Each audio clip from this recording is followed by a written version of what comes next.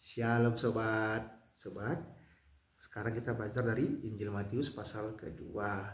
Ada beberapa yang kita pelajari. Yang pertama, orang-orang Majus dari timur sujud menyembah Tuhan Yesus Kristus dan mempersembahkan emas, kemenyan, dan mur. Kita baca di Matius 2 ayat 11. Maka masuklah mereka ke dalam rumah itu dan melihat anak itu bersama Maria ibunya, lalu sujud menyembah dia.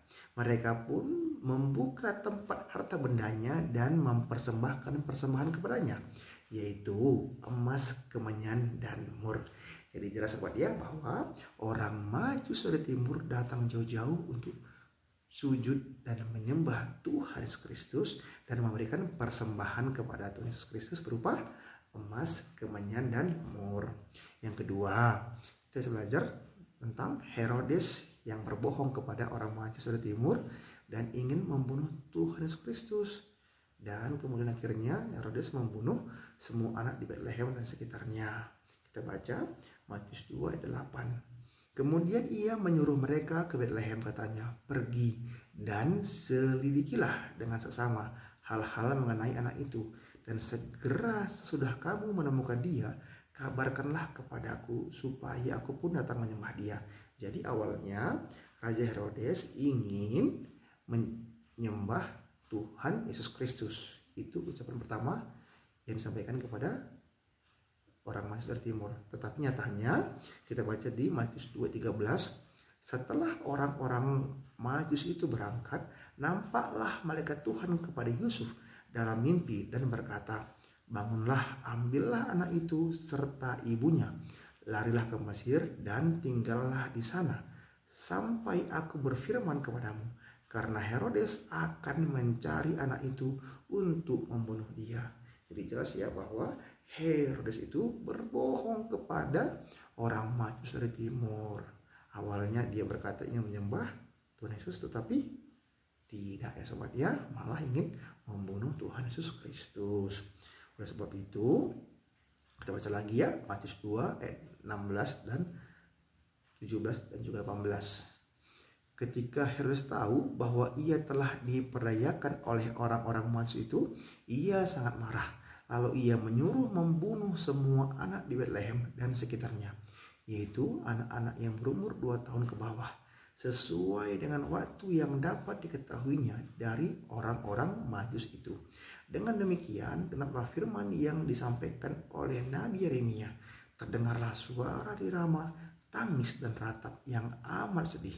Rahel menangisi anak-anaknya dan ia tidak mau dihibur, sebab mereka tidak ada lagi. Jadi Herodes semakin jahat ya sobat ya, di mana ia membunuh semua anak di Bethlehem dan sekitarnya, yaitu anak-anak yang berumur 2 tahun ke bawah. Kenapa? Karena mungkin Herodes merasa tersaingi gitu sobat ya. Dia iri hati mungkin, atau merasa dirinya itu lebih berkuasa daripada Tuhan Yesus Kristus. Jadi kita berpikir sobat ya, banyak orang datang sujud menyembah Tuhan Yesus Kristus, tapi ada juga yang merasa bahwa dirinya itu hebat melebihi Tuhan Yesus Kristus, sehingga akhirnya berbuat jahat. Contohnya apa? Herodes itu sobat ya. Jadi marilah kita datang sujud menyembah Tuhan Yesus Kristus supaya hidup kita ini damai sobat ya, tidak ada lagi kekerasan, tidak ada lagi yang namanya itu perbuatan yang jahat. Yang ketiga, kembali dari Mesir, di mana Yusuf, Maria, dan Tuhan Yesus Kristus kembali dari Mesir. Kita baca Matius 2 ayat 19 sampai 23. Setelah Herodes mati, nampaklah malaikat Tuhan kepada Yusuf dalam mimpi di Mesir.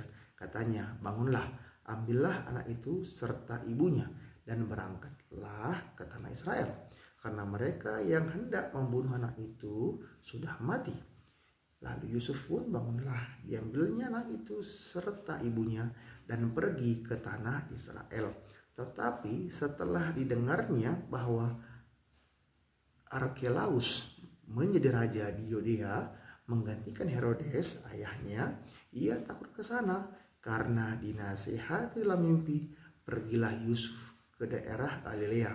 Setibanya di sana, ia pun tinggal di sebuah kota yang bernama Nazaret. Hal itu terjadi supaya genaplah firman yang disampaikan oleh nabi-nabi, bahwa ia akan disebut orang Nazaret. Nah, jadi Yusuf, Bunda Maria dan juga Tuhan Yesus Kristus kembali dari Mesir, sobat ya.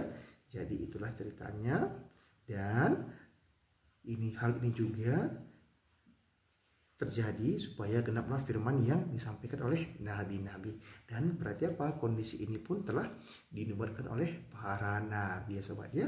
Oke sobat, mohon maaf kalau salah kata, silahkan belajar, kita baca berikut lengkapnya ya supaya lebih paham lagi sobat ya. Semangat terus baca Alkitab. Tuhan Yesus memberkati. Shalom.